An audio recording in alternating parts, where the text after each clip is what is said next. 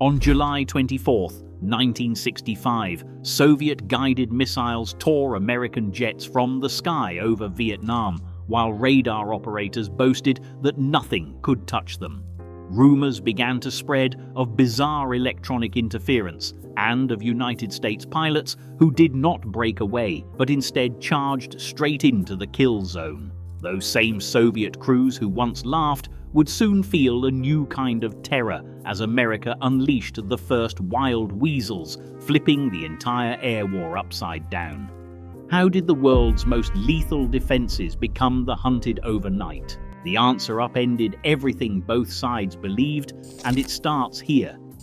July 24, 1965, the skies over North Vietnam became a showcase for Soviet confidence. In a single afternoon, surface-to-air missiles, the towering SA-2 guideline rockets rose from hidden launch pads and tore through American formations. Radar vans hummed as Soviet advisors and their Vietnamese crews tracked blips on glowing screens, guiding missiles toward their targets with calm precision. American pilots in F-4 Phantoms and F-105 Thunder Chiefs watched warning lights flash and heard the shrill tones of imminent missile locks. Few escaped. Multiple US jets fell in flames, their wreckage scattered across the countryside. The kill rate reached 5.7%, a number that sent shockwaves through American command and became legend in Soviet circles. Inside the control cabins, the mood was electric. Operators cheered as each successful intercept was confirmed, their sense of invulnerability growing with every downed aircraft. Soviet technicians, many only months out of training back home, now watched their technology perform with lethal certainty. The Fansong radar, with its sweeping beams, seemed untouchable, its signals a promise of total control. For the men guiding these missiles, the Americans appeared helpless, lacking warning receivers and tactics to challenge the SAM threat. Each launch reinforced the belief that the SA-2 was not just a weapon, but a shield, an impenetrable wall dividing the sky. This moment, later known as Black Sunday, became a rallying point. Soviet crews swapped stories of the day's triumph, recounting the ease with which the missiles found their marks. In their eyes, the air war was already won. The Americans, once seen as masters of the sky, now looked like prey. The operators in those radar vans felt a surge of pride and certainty, convinced that nothing could break through the web they had woven above North Vietnam. In Washington, the mood was far from triumphant. Inside the Air Force operations centers, planners faced a reality that was as stark as it was dangerous. Every mission into North Vietnam meant flying blind against a weapon they barely understood. There were no radar warning receivers on American jets in 1965, no shrill cockpit alarms, no flashing lights to warn of a missile's approach.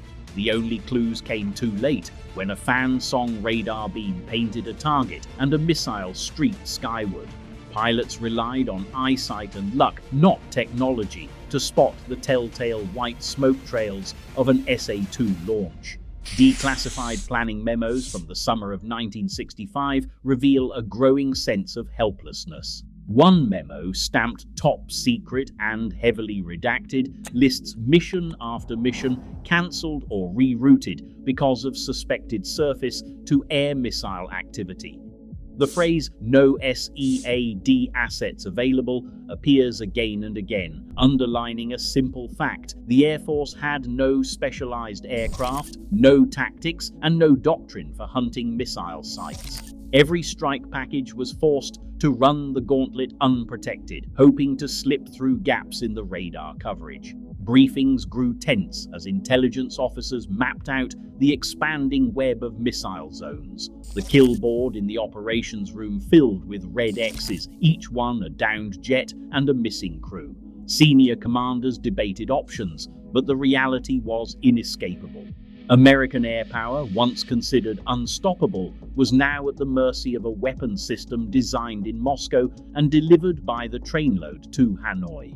The sense of urgency was unmistakable. Something had to change, and fast. Yet with every day that passed, the problem only grew more urgent as rumors began to trickle in of new and even more aggressive Soviet tactics waiting just beyond the next cloud bank.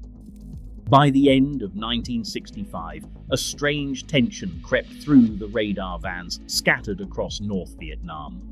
The usual banter faded as operators noticed patterns that did not fit the old script. Reports filtered in from the outlying batteries, odd bursts of static on the consoles, unfamiliar interference patterns, and most unsettling of all, American jets that seemed to ignore the danger. Instead of breaking away when the fan-song radar locked on, some pilots held their course, closing the distance as if drawn to the very signal meant to destroy them. Word traveled quickly along the operator network. In Hanoi, a veteran recalled hearing rumors of a new American unit, one that did not flinch even when the warning tones blared. The word suicidal surfaced in whispered conversations, repeated with a mix of disbelief and nervous humor. No one could say for certain what these pilots wanted. Some crews joked about phantom blips and ghost aircraft. Others grew quiet, watching the screens with a new wariness. The interference grew harder to ignore. At first, it was chalked up to faulty equipment or atmospheric quirks, but the pattern persisted. After each launch, technicians would check the gear only to find everything in order. The discomfort spread, subtle but relentless. One North Vietnamese operator, interviewed decades later, remembered the unease. He said, "We began to wonder if the Americans had found a way to see us as we saw them." Inside the vans, the bravado of July faded into cautious routine. Operators who once boasted about their perfect kill records now traded updates about unusual radar returns and pilots who seemed to hunt the hunter. The sense of total control so strong after the first victories was quietly dissolving, replaced by a question no one wanted to ask out loud. What if the Americans were no longer afraid? The North Vietnamese jungle offered perfect cover for missile launchers and radar vans. Camouflage nets, thick canopy, and muddy embankments made the equipment almost invisible to American eyes. Yet beneath all that foliage, every radar pulse sent out from a fan-song dish was a flare in the electromagnetic spectrum. The SA-2's guidance radar operated at up to 250 kilowatts, its E-band signal slicing through trees, bamboo, and even the heaviest monsoon downpour. No matter how well crews hid the hardware, the act of searching for targets forced them to broadcast their position across the sky. This was the paradox at the heart of surface-to-air missile warfare in Vietnam. Operators could conceal the physical sight, but the radar's energy, those sweeping fan-shaped beams, could not be masked by leaves or mud. High-frequency radio waves, especially at the power levels needed to lock onto a jet at 30,000 feet, simply ignored jungle camouflage. The more determined the crew was to guide a missile, the brighter their signature became to anyone with the right receiver. American engineers and analysts studying these emissions realized that the landscape's protection ended the moment a radar switched on. Every pulse, every sweep created a fingerprint that could be detected from miles away. The jungle, once an ally for the missile crews, turned into a trap. The radar's energy betrayed the site's location, offering a rare window for counterattack. For the men inside the vans, this technical reality brought a new kind of vulnerability. The jungle hid their machines, but their own signals made them visible to unseen hunters circling above. Inside the radar van, the rhythm of battle once followed a predictable script. Operators, surrounded by the muted glow of their consoles, leaned into the hum of fans and the steady tick of analog dials. For months, the fan-song radar's sweeping beam had been their shield and sword, each emission a confident gesture that lasted minutes, not seconds. Hands moved with practiced calm, logging flight paths and guiding missiles, their voices steady as they called out target bearings. But the mood had changed. Now every activation of the radar brought a jolt of anxiety. A single pulse could invite disaster. Operators who once left their systems on for as long as it took to secure a kill now found themselves counting in their heads 10 seconds, sometimes less, before snapping the beam off again.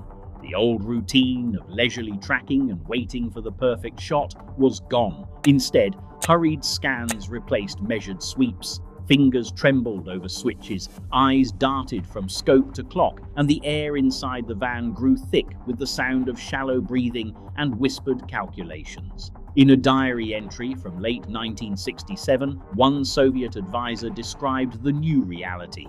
"We used to watch the sky for minutes, unafraid.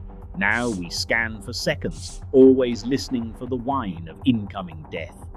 The once cocky banter faded, replaced by clipped exchanges and tense silences. Every radar burst felt like a gamble. Operators imagined unseen eyes tracking their every move, waiting for the telltale spike of energy that could turn their van into a target. The jungle outside offered no comfort. The real threat came from above, invisible and merciless. Routine collapsed into improvisation. The men inside these vans, once the hunters, now felt hunted themselves. Each decision, how long to emit and when to shut down, carried the weight of survival. 10 seconds could mean the difference between life and obliteration. The psychological shield of invulnerability had cracked, and fear settled into every hurried scan. F-100F Wild Weasel crews entered North Vietnam with a mission unlike any before. Their orders were simple, but the method was anything but. Fly straight into the heart of the surface to air missile kill zones, provoke a radar lock, and wait. On December 20th, 1965, Captains Al Lam and Jack Donovan led the first baiting mission near the Yen Bai rail yard. Instead of evading, they held their course, letting the fan song radar paint their jet. The cockpit warning tone shrieked, a sound that meant death for so many before, but this time it was the cue. In those tense seconds, the hunter became the hunted. Donovan watched the signal strength peak. Lamb steadied the jet. The Shrike missile slung under the wing was armed and ready, its seeker tuned to the radar's frequency.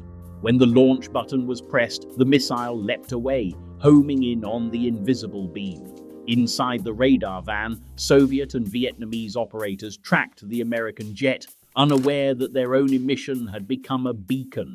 The interval between radar lock and Shrike launch was measured in heartbeats, 4, maybe 5 seconds, just enough for the fan song crew to realize something was wrong. Then over the din of electronics, a new sound cut through, the high-pitched screech of the Shrike's seeker, audible even inside the van as the missile closed in. Oral histories recall the panic, technicians scrambling to shut down the radar, hands slamming switches, voices rising in confusion. But the missile was already on its way. The explosion that followed shattered the illusion of safety.